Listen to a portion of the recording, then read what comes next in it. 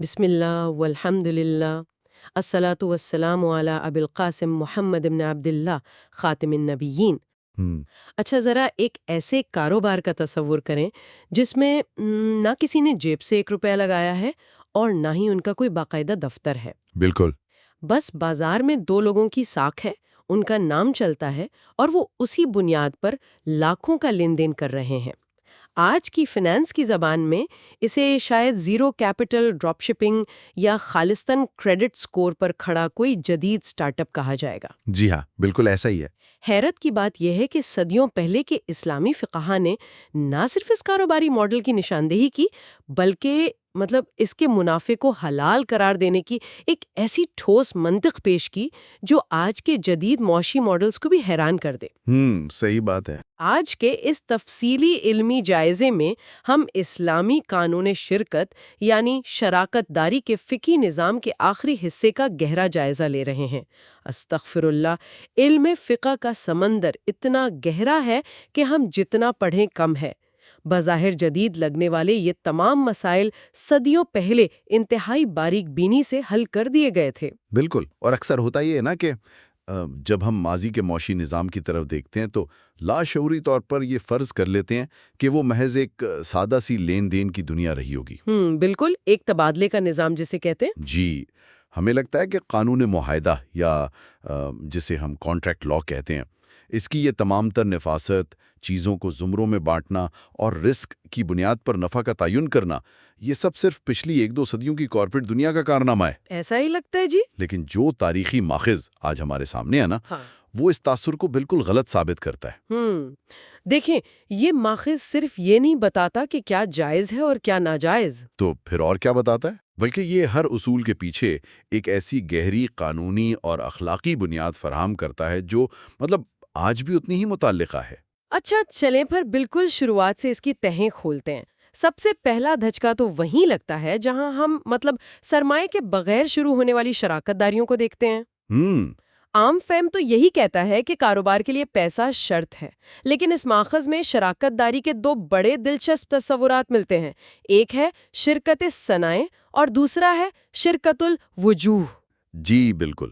یہ دونوں ماڈل سرمائے کے بجائے ہنر اور مارکیٹ کی ساکھ پر کھڑے ہیں۔ دیکھیں، ان دونوں کو سمجھنا بہت ضروری ہے۔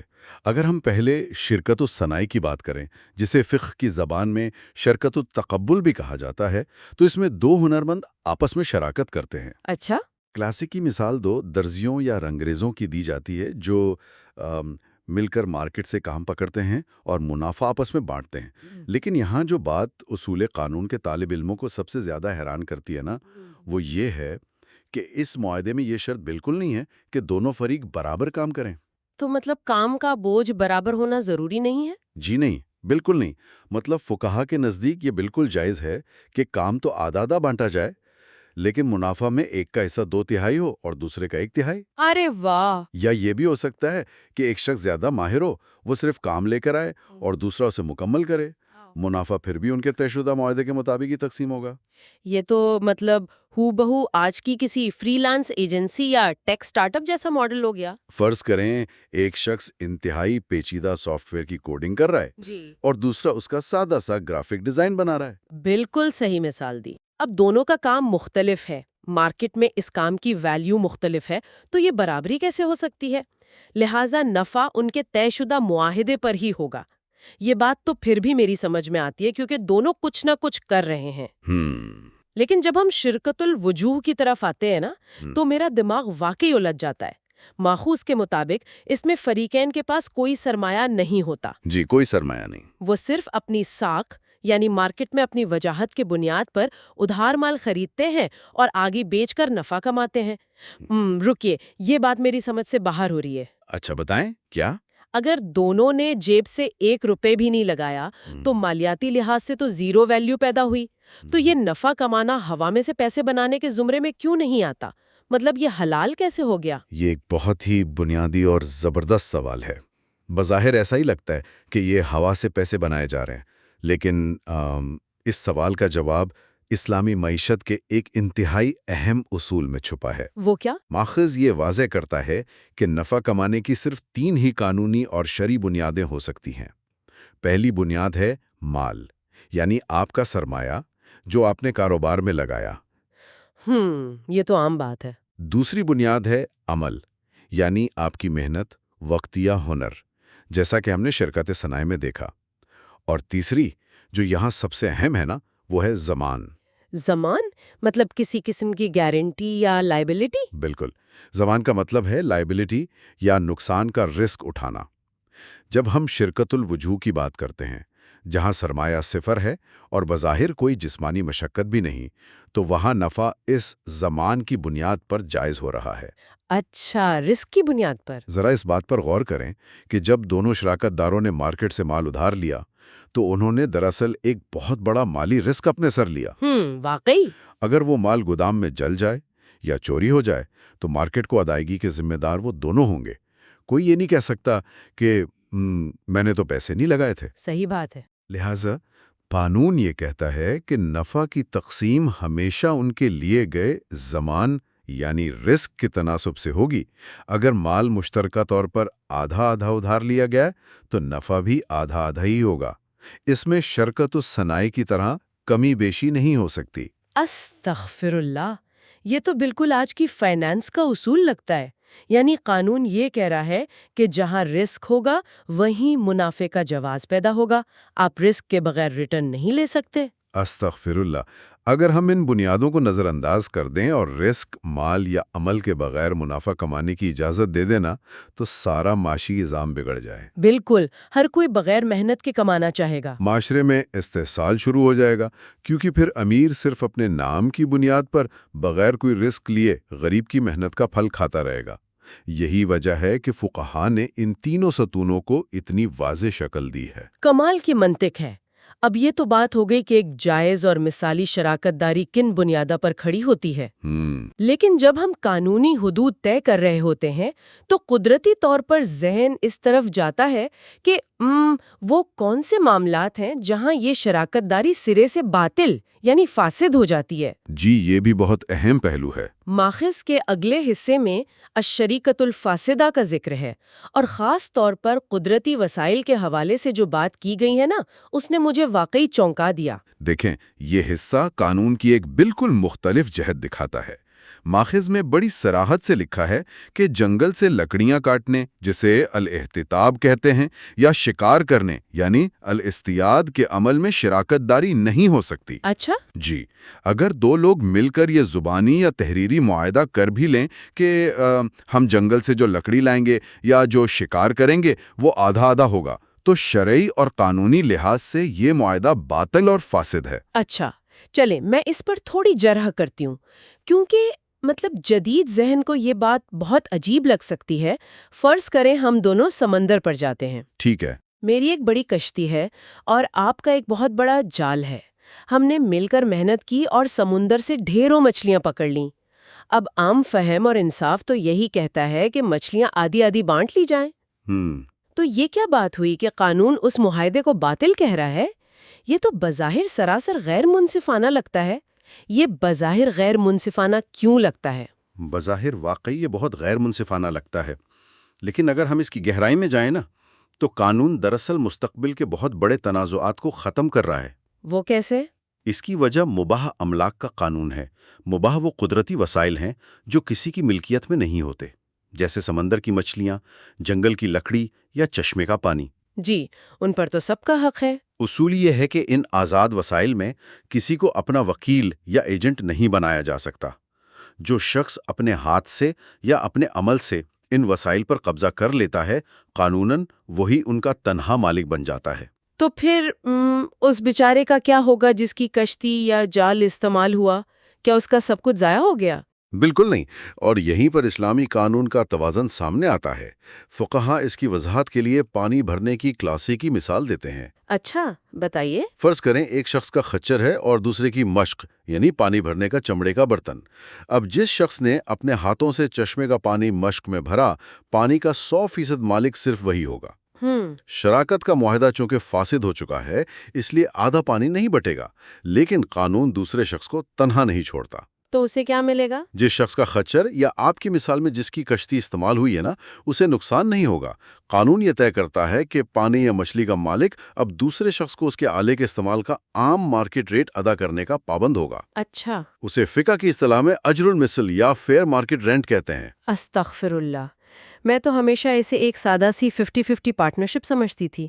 یہ تو قانون کی ایک انتہائی گہری اور عملی سطح ہے۔ بالکل۔ یعنی قانون نے شراکت کو باطل کر کے سب سے پہلے ملکیت کا خالص تعین کیا کہ مچھلی کس کی ہے، اور پھر دوسرے فریق کی محنت یا سرمایہ کے استحصال کو روکنے کے لیے اسے فیئر مارکیٹ ویلیو کے حساب سے کرایہ دلوا دیا۔ جی، آپ بالکل درست سمجھیں۔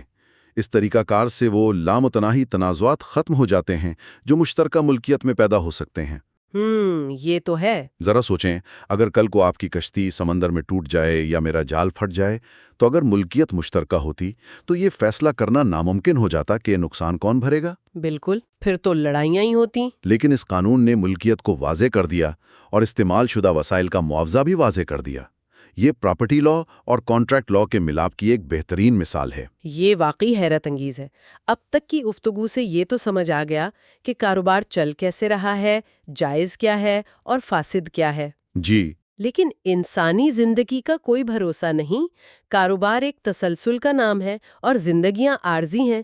تو ماخذ کا تیسرا حصہ اسی طرف اشارہ کرتا ہے کہ اگر اچانک کسی ایک پارٹنر کا انتقال ہو جائے تو اس ساری ساکھ، معاہدوں اور مشترکہ مال کا کیا بنے گا؟ یہ بہت سنگین مسئلہ ہے۔ کیا قانون ورثہ کو کسی پیچیدگی سے بچاتا ہے؟ یہ ایک انتہائی اہم موڑ ہے۔ دیکھیں، اسلامی شراکت داری کا پورا نظام دراصل وکالت یعنی ایجنسی پر کھڑا ہے۔ ہر پارٹنر دوسرے کا وکیل اور نمائندہ ہوتا ہے۔ ٹھیک ہے۔ اس لیے قانون کا متفقہ اصول یہ ہے کہ کسی ایک فریق کی موت واقع ہونے پر یا اگر وہ مرتد ہو کر دارالحرب یعنی دشمن کی ریاست میں چلا جائے اور اس کی شہریت ختم ہو جائے تو یہ شراکت داری اور وکالت فوراً ختم ہو جاتی ہے۔ فوراً ختم ہو جاتی ہے؟ جی، استغفر اللہ، انسانی زندگی کے خاتمے کے ساتھ ہی قانونی رشتے بھی بدل جاتے ہیں۔ تو کیا مشترکہ مال بھی ختم ہو جاتا ہے؟ میرا مطلب ہے اس کا سٹیٹس کیا ہوتا ہے؟ نہیں، مال ختم نہیں ہوتا۔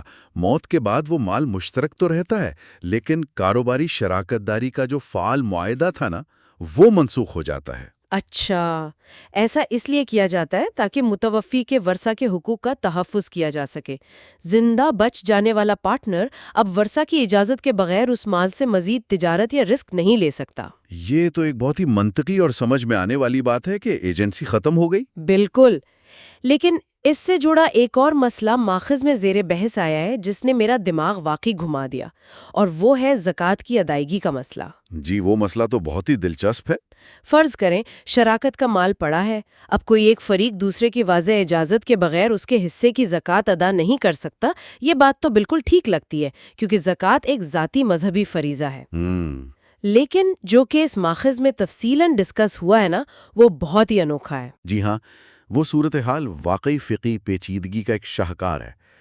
کیس کچھ یوں ہے کہ فرض کریں دونوں فریقین نے ایک دوسرے کو اجازت دے دی ہے کہ دیکھو، جب سال پورا ہو تو تم مشترکہ مال میں سے میرے حصے کی زکوٰۃ بھی ادا کر دینا۔ اچھا۔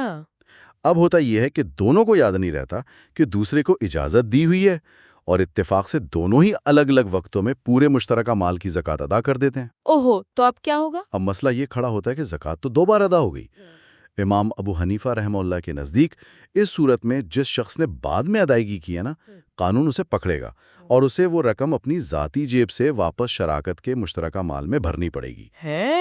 یعنی قانون کی زبان میں وہ اس رقم کا ضامن یا لائبلٹی ہولڈر بن جائے گا۔ استغفر اللہ، یہ تو ایسے ہے جیسے کسی ایپ میں ڈبل پیمنٹ کا گلیچ آ گیا ہو۔ بالکل ایسا ہی ہے۔ جب میں نے یہ پڑھا تو میرا پہلا رد عمل یہی تھا کہ اگر میں نے بالکل نیک نیتی سے پارٹنر کی بھلائی کے لیے اس کی زکوٰۃ دی ہے اور مجھے بالکل نہیں معلوم تھا کہ وہ پہلے ہی دے چکا ہے، تو مجھ پر تاوان کیوں ڈالا جا رہا ہے؟ میری نیت تو فرض ادا کرنے کی تھی نا۔ یہ رد عمل بہت فطری ہے، اور مطلب اس سے اصول فقہ کا ایک بہت بڑا سوال جنم لیتا ہے کہ کاروباری اور مالی معاملات میں قانون نیت کو دیکھتا ہے یا عمل کے حتمی نتیجے کو۔ امام ابو حنیفہ کی گہری قانونی منطق یہ ہے کہ جب پہلے شخص نے زکوٰۃ ادا کی تو جو اصل مقصد تھا یعنی فرض کی ادائیگی وہ مکمل ہو گیا، فریقین کے ذمے جو شرعی فریضہ تھا وہ ساقط ہو گیا۔ ٹھیک ہے۔ اب جب دوسرے شخص نے اسی مشترکہ مال سے دوبارہ رقم نکالی نا، تو شرعی اور قانونی لحاظ سے وہ نکالی گئی رقم اب زکوٰۃ رہی ہی نہیں۔ تو اس کا مطلب یہ ہوا کہ جب میرے پارٹنر نے پہلی بار زکوٰۃ دی تو فرض تو ادا ہو گیا، جیسے کسی کارپوریٹ کمپنی کا سالانہ ٹیکس حکومت کو کلیئر ہو گیا۔ بالکل درست۔ اب جب میں نے نیک نیتی سے دوبارہ اسی مد میں پیسے نکال کر کسی غریب کو دے دیے تو چونکہ ٹیکس تو پہلے ہی زیرو ہو چکا تھا، اس لیے میں نے اصل میں کمپنی کے فنڈز کو بلا وجہ خرچ کر دیا۔ بالکل، آپ نے بالکل درست تشبیہ دی۔ چونکہ فرض پہلے ہی ادا ہو چکا تھا، اس لیے دوسری بار دی گئی رقم محض ایک نفلی صدقہ یا عام خیرات بن گئی۔ اچھا۔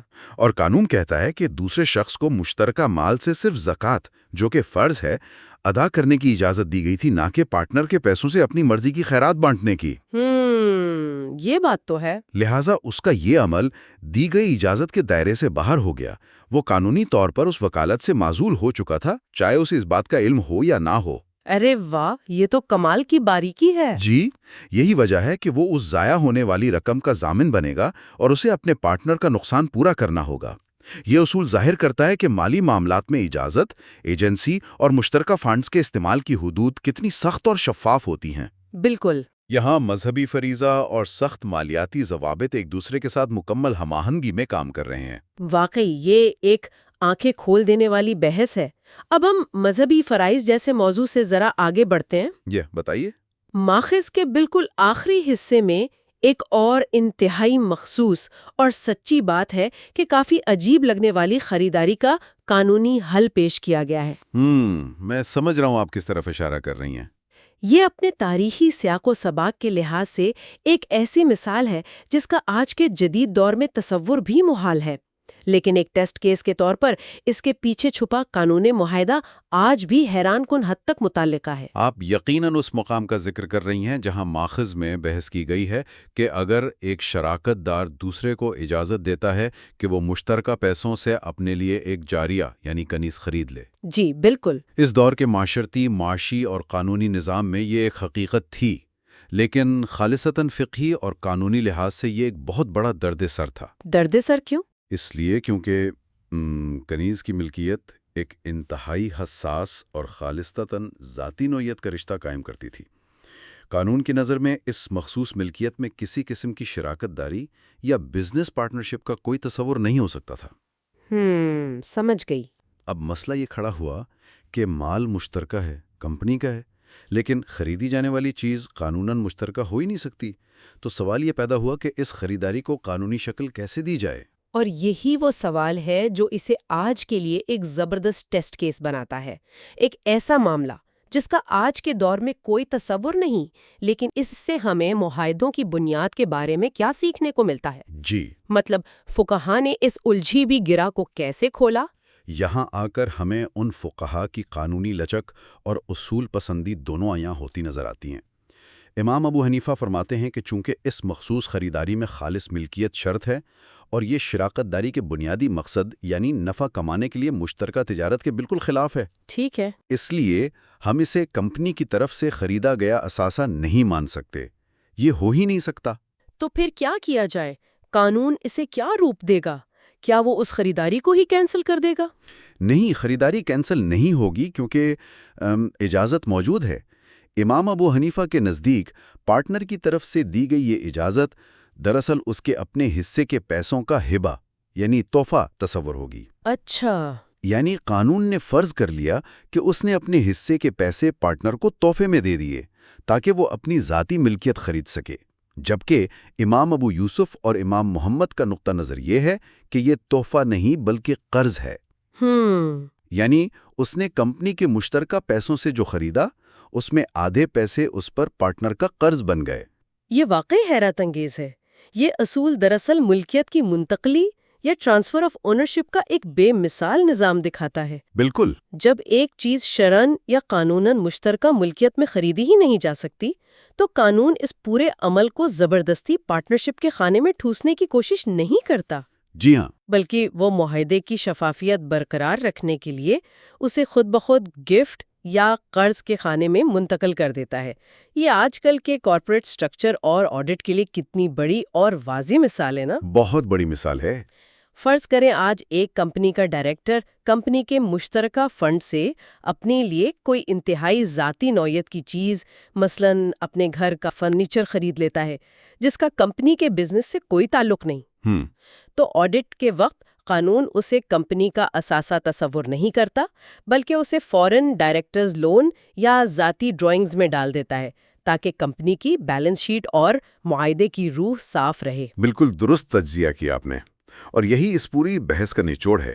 یہ ظاہر کرتا ہے کہ قانون کے بنیادی اصول تبدیل نہیں ہوتے، صرف ان کے اطلاق کی شکلیں حالات، معاشرے اور ادوار کے حساب سے بدلتی رہتی ہیں۔ جی بالکل ایسا ہی ہے۔ فقہ نے آج سے سینکڑوں سال پہلے ہی یہ طے کر دیا تھا کہ معاہدے کی اصل روح کیا ہونی چاہیے اور ملکیت کی خالص شکل کو کسی بھی قسم کی ملاوٹ سے کیسے محفوظ رکھا جانا چاہیے۔ اس ساری طویل اور گہری گفتگو کو سمیٹتے ہوئے میرے ذہن میں ایک بہت ہی بنیادی اور غور طلب سوال ابھر رہا ہے، سننے والوں کے لیے بھی یہ سوچنے کا مقام ہے۔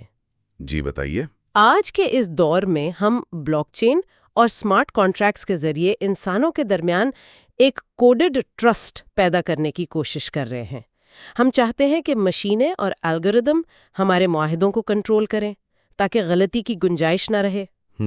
لیکن کیا ان جدید ٹیکنالوجیز میں وہ لچک، وہ گہرائی اور وہ انسانیت موجود ہے جو ان صدیوں پرانے فقہا کی سوچ میں تھی؟ یہ واقعی ایک بڑا سوال ہے۔ انہوں نے انسانی رشتوں کی نزاکت، نیتوں کی باریکیوں اور حالات کے بدلنے جیسے موت، اجازت، ہبہ اور فرائض کی ادائیگی کو کس خوبصورتی سے قانون کے اندر پرو کر دکھایا تھا۔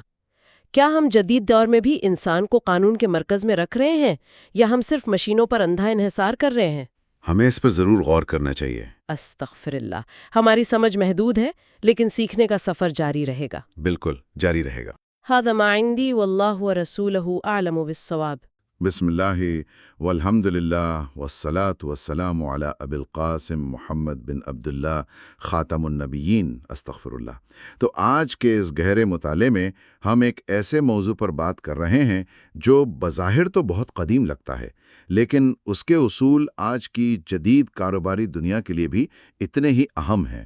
ہم اسلامی فقہ کے ایک بہت ہی دلچسپ باب یعنی کتاب الشرکہ یا عام الفاظ میں کہیں تو شراکت داری کے قوانین کا جائزہ لے رہے ہیں۔ جی بالکل، اور مجھے لگتا ہے کہ یہ موضوع اس لیے بھی بہت خاص ہے کیونکہ ماخذ کے بالکل شروع میں ہی ایک بہت پیاری حدیث کا حوالہ دیا گیا ہے کہ من یرد اللہ بہ خیرا یفقہہ فی الدین، یعنی اللہ جس کے ساتھ بھلائی کا ارادہ کرتا ہے اسے دین کی گہری سمجھ عطا فرما دیتا ہے۔ بالکل صحیح، اور یہ سمجھ صرف نماز روزے تک محدود نہیں ہے نا، مطلب بازاروں اور عدالتوں کے معاملات بھی تو دینی کا حصہ ہیں۔ 100%۔ اور دیکھیں سب سے حیران کن بات یہ ہے کہ اسلام نے شراکت داری یا بزنس پارٹنرشپ کا کوئی بالکل نیا ماڈل خلا سے نہیں نکالا۔ جب نبی کریم صلی اللہ علیہ وسلم کی بعثت ہوئی تو مکہ اور مدینہ کے بازاروں میں لوگ پہلے سے ہی شراکت داری کے تحت تجارت کر رہے تھے۔ اچھا، یعنی وہ پرانا سسٹم ہی چلتا رہا؟ ہاں، اسے اسلامی قانون میں تقریر کہا جاتا ہے، یعنی خاموش منظوری۔ شریعت نے ان کے چلتے ہوئے معاشی پہیے کو روکا نہیں، بلکہ اس میں جو استحصال یا دھوکہ دہی تھی نا، بس اسے ختم کیا۔ فقہ نے ان پرانے روایوں کو ایسے باقاعدہ قانونی سانچوں میں ڈھالا جو آج کی کارپوریٹ دنیا کے لیے بھی بہت منظم ہے۔ یہ بات واقعی کمال کی ہے۔ مجھے تو یہ تقریر والا تصور بہت زبردست لگا، کیونکہ ہم اکثر سمجھتے ہیں کہ صدیوں پرانے قانون تو بہت سادہ سے ہوں گے، لیکن جب ہم ماخذ کو دیکھتے ہیں تو ماہرین نے اسے باقاعدہ دو بنیادی حصوں میں تقسیم کیا ہے۔ ایک ہے شرکت املاک اور دوسرا شرکت عقود۔ جی، اور یہ تفریق سمجھنا سب سے زیادہ ضروری ہے۔ دیکھیں، شرکت الاملاک جیسا کہ نام سے ہی لگ رہا ہے، یہ صرف ملکیت کی شراکت ہے۔ اس کی سب سے بڑی خاصیت یہ ہے کہ یہ عموماً انسان کے اپنے ارادے کے بغیر ہی وجود میں آ جاتی ہے۔ ارادے کے بغیر؟ مطلب کوئی رسمی معاہدہ نہیں ہوتا؟ بالکل نہیں ہوتا۔ اس کی سب سے بہترین اور عام مثال وراثت ہے۔ فرض کریں اگر کسی کا انتقال ہو جائے اور وہ ایک مکان چھوڑ جائے تو اس کے بچے خود بخود اس مکان میں شریک ہو جاتے ہیں۔ انہوں نے کوئی کاغذ سائن نہیں کیا، کوئی میٹنگ نہیں کی، بس حالات نے انہیں شریک کر دیا۔ یا جیسے کوئی دو دوستوں کو اکٹھے ایک گاڑی تحفے میں دے دے تو وہ بھی شرکت الاملاک ہو جائے گی۔ جی بالکل۔ اب یہاں سب سے اہم قانونی اصول یہ ہے کہ شرکت الاملاک میں ہر شریک دوسرے کے حق میں بالکل اجنبی سمجھا جاتا ہے۔ اجنبی سے آپ کی مراد یہ ہے کہ ان کے پاس ایک دوسرے کی نمائندگی کا کوئی اختیار نہیں ہے؟ جی ہاں، بالکل یہی مطلب ہے۔ تو اگر میں اور میرا بھائی ایک مکان کے مالک ہیں اور میں اس مکان کو کرائے پر دینا چاہوں تو استغفر اللہ میں اپنے بھائی کے واضح اجازت کے بغیر اس کے حصے کے ساتھ تو کچھ کر ہی نہیں سکتا۔ میری حد صرف میرے اپنے حصے تک ہے نا؟ بالکل درست۔ آپ اپنا حصہ بیچیں، جو مرضی کریں، لیکن آپ اپنے بھائی کے وکیل یا نمائندے نہیں ہیں۔ آپ کی حیثیت تو بس ایک راہگیر جیسی ہے۔ اس کے برعکس جب ہم شرکت عقود کی بات کرتے ہیں تو بھائی یہ باقاعدہ معاہدے اور ارادے کی شراکت ہے۔ یعنی یہ خود بخود نہیں بنے گی؟ نہیں، اس کے لیے ایجاب و قبول لازمی ہے۔ یعنی ایک شخص آفر کرے کہ ہم مل کر یہ کام کرتے ہیں اور دوسرا اسے قبول کرے۔ اچھا، اس کو اگر میں ایک مثال سے سمجھاؤں، شرکت املاک ایسا ہے جیسے ایک لفٹ میں اتفاقاً 4 لوگوں کا پھنس جانا۔ مطلب وہ ایک ہی جگہ ہیں لیکن اپنی مرضی سے نہیں آئے اور کوئی کسی کا نمائندہ بھی نہیں ہے۔ واہ، بہت خوبصورت مثال ہے۔ شکریہ۔ اور شرکت عقود ایسا ہے جیسے 4 دوستوں کا باقاعدہ پلان بنا کر ماؤنٹ ایوریسٹ سر کرنے کے لیے نکلنا۔ وہاں ایک مقصد ہے، ایک ارادہ ہے، اور سب سے بڑھ کر یہ کہ ایک دوسرے پر انحصار ہے۔ ماخذ میں اس ماؤنٹ ایوریسٹ والی مہم کے لیے یعنی شرکت عقود کے لیے وکالت کی صلاحیت کو بہت اہمیت دی گئی ہے۔ یہ ایجنسی یا وکالت اتنی ضروری کیوں ہے؟ دیکھیں، وکالت کے بغیر تو کاروبار چل ہی نہیں سکتا نا۔ اگر ہم دونوں مل کر ایک دکان کھولتے ہیں تو یہ تو ناممکن ہے کہ جب بھی کوئی گاہک آئے تو ہم دونوں ہر وقت وہاں کھڑے ہوں۔ ہاں، عملی طور پر تو ایسا نہیں ہو سکتا۔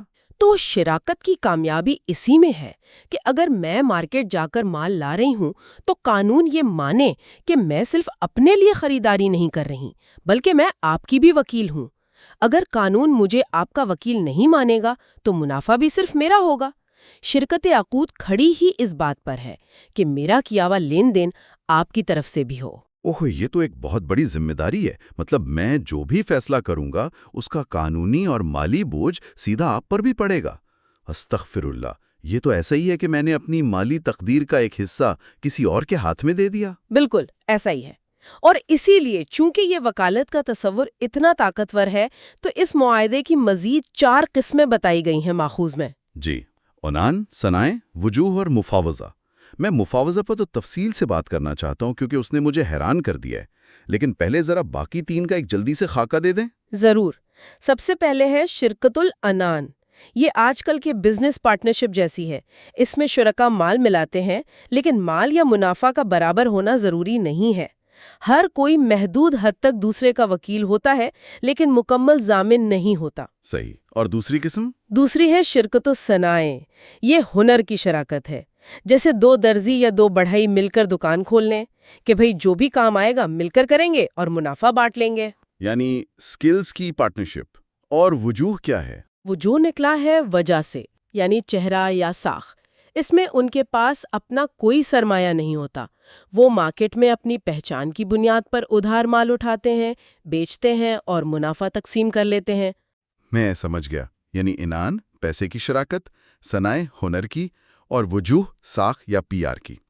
یہ تینوں تو مجھے بالکل لاجیکل اور آج کے دور کے حساب سے سمجھ آ رہی ہیں، لیکن پھر ماخذ میں آتی ہے چوتھی قسم، شرکت المفاوضہ۔ یہ مفاوضہ کیا چیز ہے؟ شرکت المفاوضہ شراکت داری کی سب سے وسیع اور اگر سچ کہوں تو سب سے خطرناک اور مثالی قسم ہے۔ اسے ہم یونیورسل پارٹنرشپ کہہ سکتے ہیں۔ اس کی بنیاد صرف ایک لفظ پر ہے، المساوات، یعنی مکمل برابری۔ مکمل برابری کس لحاظ سے؟ ہر لحاظ سے۔ ماخذ کہتا ہے کہ مفاوضہ میں شرکا کا مال، ان کا لین دین کا اختیار اور ان کا دین یعنی قرض بالکل برابر ہونے چاہیے۔ شروع سے آخر تک ان کے سرمایے میں 1 روپے کا بھی فرق نہیں ہونا چاہیے۔ ویٹ، رکیں اور اس میں ہر شریک دوسرے کا صرف وکیل نہیں بلکہ کفیل یعنی مکمل ضامن ہوتا ہے۔ یہاں میں تھوڑا سا اختلاف کروں گا۔ استغفر اللہ، یہ تو عملی دنیا سے بہت دور کی بات لگتی ہے۔ دو انسان کبھی 100% برابر کیسے ہو سکتے ہیں؟ اور اگر آپ میری ضامن بن رہی ہیں تو کل کو اگر میں مارکیٹ سے کروڑوں کا ادھار لے لوں تو کیا وہ آپ کو چکانا پڑے گا؟ جی بالکل، آپ کو چکانا پڑے گا۔ تو یہ تو رسک مینجمنٹ کے ہر اصول کی کھلی خلاف ورزی ہے۔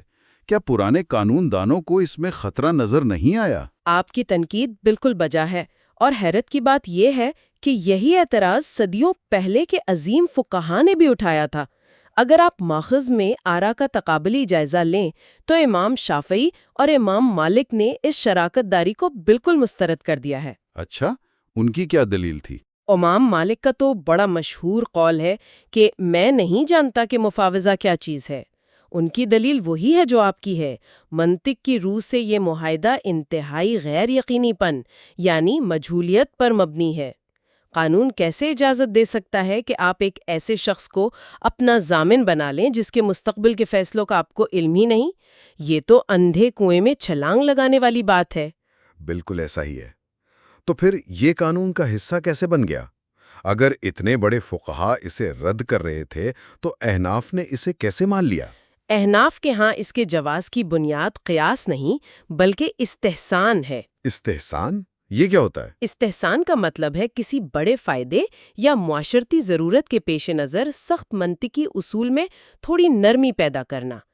احناف کی سب سے بڑی دلیل وہ حدیث ہے جو ماخذ میں بھی ہے کہ نبی صلی اللہ علیہ وسلم نے فرمایا فَاوِزُوا فَإِنَّهُ أَعْظَمَ لِلْبَرَكَةِ یعنی شراکت کرو، اس میں بڑی برکت ہے۔ تو اس فرمان کے بعد انہوں نے سختی چھوڑ دی؟ جی، اور دوسری وجہ مارکیٹ کی حقیقت تھی۔ احناف نے دیکھا کہ بازاروں میں بڑے تاجروں کے درمیان اس قسم کی کھلی شراکت داری کا رواج عام تھا، لوگ صدیوں سے کر رہے ہیں، تو انہوں نے اسے ختم کرنے کے بجائے ایک فریم ورک دے دیا۔ واہ، استغفر اللہ، یہ سن کر واقعتاً ایک گہرا احساس ہوتا ہے۔ ہم اکثر سوچتے ہیں کہ مذہبی قانون تو بس کتابوں میں لکھی نظریاتی باتیں ہیں، لیکن یہاں تو قانون سازوں نے بازار کی حقیقت کو مانا ہے۔ اگر مارکیٹ میں ایک چیز چل رہی ہے تو اس کے لیے قانون بنا دیا۔ لیکن ایک بات بتائیں، اگر اس میں برابری کی اتنے سخت شرطیں تو پھر اس معاہدے کا حصہ کون کون بن سکتا ہے؟ بہت کڑی شرائطیں ہیں اس کی۔ ماخذ کے مطابق مفاوضہ صرف 2 آزاد اور بالغ افراد کے درمیان ہو سکتا ہے۔ ایک آزاد شخص اور غلام یا ایک بالغ اور بچے کے درمیان یہ شراکت نہیں ہو سکتی۔ اس کی وجہ وہی قانونی اختیارات کی برابری ہوگی، ہے نا؟ بالکل۔ ایک بالغ اور آزاد انسان قانون کے نظر میں خود مختار ہے، وہ ضمانت دے سکتا ہے، لیکن ایک بچہ یا غلام قانوناً یہ اختیار نہیں رکھتا کہ وہ کسی کے لاکھوں کے سودے کی گارنٹی دے سکے۔ صحیح۔ اچھا، ایک اور سوال ذہن میں آ رہا ہے۔ اسلامی ریاست میں تو مسلمان اور غیر مسلم دونوں بزنس کرتے تھے، تو کیا ایک مسلمان اور ایک غیر مسلم آپس میں یہ مفاوضہ والی شراکت کر سکتے ہیں؟ یہ بہت ہی زبردست قانونی بحث ہے۔ امام ابو حنیفہ اور امام محمد کے نزدیک ایک مسلمان اور غیر مسلم کے درمیان مفاوضہ ناجائز ہے۔ اچھا، کیا اس کی وجہ کوئی تعصب ہے؟ نہیں، اس کا تعصب سے کوئی تعلق نہیں، یہ خالصتاً ایک قانونی ٹیکنیکلٹی ہے۔ ذرا تصور کریں، مفاوضہ میں دونوں ایک دوسرے کے مکمل وکیل ہوتے ہیں۔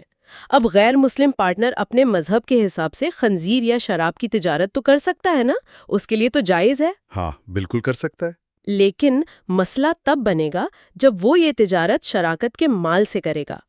چونکہ وہ مسلمان کا وکیل ہے تو اس کا شراب خریدنا قانوناً ایسا ہی ہوگا جیسے مسلمان نے خود خریدی ہو۔ اوہ، اب میں سمجھا۔ یعنی جیسے ہی غیر مسلم پارٹنر نے حرام چیز خریدی، مسلمان خود بخود وکالت کے اصول سے اس کا آدھا مالک بن جائے گا، جو شریعت میں ممکن ہی نہیں۔ بالکل درست پکڑا آپ نے۔ اور چونکہ وہ برابر کے مالک نہیں بن سکتے تو برابری ختم ہو گئی، اور جیسے ہی برابری ختم ہوئی مفاوضہ ٹوٹ گیا۔ البتہ امام ابو یوسف کی رائے تھوڑی مختلف ہے۔ وہ کیا کہتے ہیں؟ وہ کہتے ہیں کہ چونکہ بنیادی طور پر دونوں انسان ہیں اور ضمانت دے سکتے ہیں، اس لیے مفاوضہ قائم تو ہو جائے گا، لیکن ایسا کرنا مکروہ ہے۔ زبردست، یہ فقہا تو ہر پہلو پر باریک بینی سے غور کر رہے تھے۔ اچھا، مفاوضہ کے باب میں ایک اور بات ہے جس کا میں نے شروع میں ذکر کیا تھا، اصول تو یہ ہے کہ مفاوضہ میں ہر خریدی گئی چیز مشترک ہوگی، تو پھر ماخذ میں خاندانی اخراجات کو استثناء کیوں دیا گیا؟ یہ تو بظاہر معاہدے کے خلاف ہے۔ یہاں قانون کی پوری انسانی ہمدردی نظر آتی ہے۔ ماخذ بڑی وضاحت سے کہتا ہے کہ سب کچھ مشترک ہوگا، سوائے ایک شریک کے اپنے اہل و عیال کے کھانے اور کپڑوں کے۔ اگر ہم صرف سخت منطق پر چلتے تو یہ راشن بھی مشترکہ مال بن جاتا، لیکن فقہا نے یہاں پھر استحسان کا استعمال کیا۔ یعنی خاندان کو بچانے کے لیے؟ جی، قانون یہ چاہتا ہے کہ تجارت اور کاروبار کی سختیاں کسی انسان کے گھر کے چولہے تک نہ پہنچیں۔ اگر کوئی پارٹنر بازار سے بچوں کے لیے کپڑے لاتا ہے تو چاہے اس نے پارٹنرشپ کے کھاتے سے پیسے دیے ہوں، وہ اس کی ذاتی ملکیت سمجھی جائے گی، شراکت کا مال نہیں۔ استغفر اللہ، یہ کتنی کمال کی بات ہے۔ آج کے دور میں ہم پرسنل فائنانس اور کارپوریٹ فائنانس کو الگ رکھنے کے لیے کتنی قانون سازی کرتے ہیں، اور ان لوگوں نے صدیوں پہلے ہی گھر کی روٹی کو کاروباری خطرات سے بچا کر ایک محفوظ قلعے میں رکھ دیا۔ اب ذرا سرمایہ یا کیپٹل کی طرف آتے ہیں۔ ماخذ کے مطابق شراکت داری کن چیزوں سے ہو سکتی ہے؟ شراکت داری صرف اور صرف رائج الوقت کرنسی یعنی فلوس نافقہ سے ہو سکتی ہے، جیسے درہم، دینار یا کیش۔ سامان یعنی عروض سے یا ناپ تول کر بکنے والی اجناس سے براہ راست پارٹنرشپ نہیں ہو سکتی۔ کیوں؟ اگر میرے پاس گندم ہے اور آپ کے پاس کپڑا، تو ہم ان اشیاء کو ملا کر شراکت کیوں نہیں کر سکتے؟ کیش پر اتنا زور کیوں؟ اس کے پیچھے ایک بڑا اخلاقی اور معاشی اصول ہے، جسے ربح ما لم یضمن کہتے ہیں، مطلب ایسے نفع کا حصول جس کا خطرہ نہ اٹھایا ہو۔ فرض کریں ہم نے گندم اور کپڑے سے پارٹنرشپ کر لی، قیمت طے کیے بغیر۔ کل کو گندم کی قیمت آدھی رہ جائے اور کپڑے کی دگنی ہو جائے۔ تو جب مال بکے گا اور ہم آدھا آدھا بانٹیں گے تو مجھے آپ کے کپڑے کی بڑھی ہوئی قیمت کا منافع بھی مل رہا ہوگا۔ جی بالکل، اور آپ کو اس چیز کا منافع مل رہا ہوگا جس کے نقصان کا رسک آپ نے لیا ہی نہیں تھا۔ اس لیے قانون کہتا ہے کہ بھائی نقدی لاؤ، کیونکہ کیش آپس میں مکس ہو جاتا ہے اور اس کی ویلیو مستحکم رہتی ہے۔ واقعی یہ تو فنانس کی ایک ماسٹر کلاس ہے۔ مطلب لیکویڈیٹی کی اہمیت انہیں پرانے ادوار میں ہی سمجھ آ گئی تھی۔ خیر، اب اس پوری گفتگو کو سمیٹتے ہیں۔ ہم نے شرکت املاک سے بات شروع کی، پھر عقود پر آئے، مفاوضہ کی برابری کو سمجھا اور کیپٹل کے اصول بھی دیکھے۔ جی بالکل، کافی تفصیلی سفر رہا ہے۔ استغفر اللہ۔ اس سفر کے اختتام پر میرے ذہن میں ایک بڑا دلچسپ سوال آ رہا ہے۔ ماخذ میں ایک جگہ لکھا ہے کہ فرض کریں دو لوگوں کے بیچ مفاوضہ چل رہا ہے، بالکل برابری کے ساتھ۔ اچانک ایک پارٹنر کو کہیں سے وراثت مل جاتی ہے۔ اب تو ان کا مال برابر نہیں رہا نا، تو مساوات ختم ہو گئی۔ بالکل، مساوات تو ٹوٹ گئی۔ لیکن مزے کی بات یہ ہے کہ وہ پارٹنرشپ مکمل طور پر ختم نہیں ہوتی۔ قانون یہ کہتا ہے کہ مساوات ختم ہونے کی وجہ سے وہ مفاوضہ خود بخود ٹوٹ کر ایک عام اور کم شرائط والی عنان شراکت داری میں تبدیل ہو جاتی ہے۔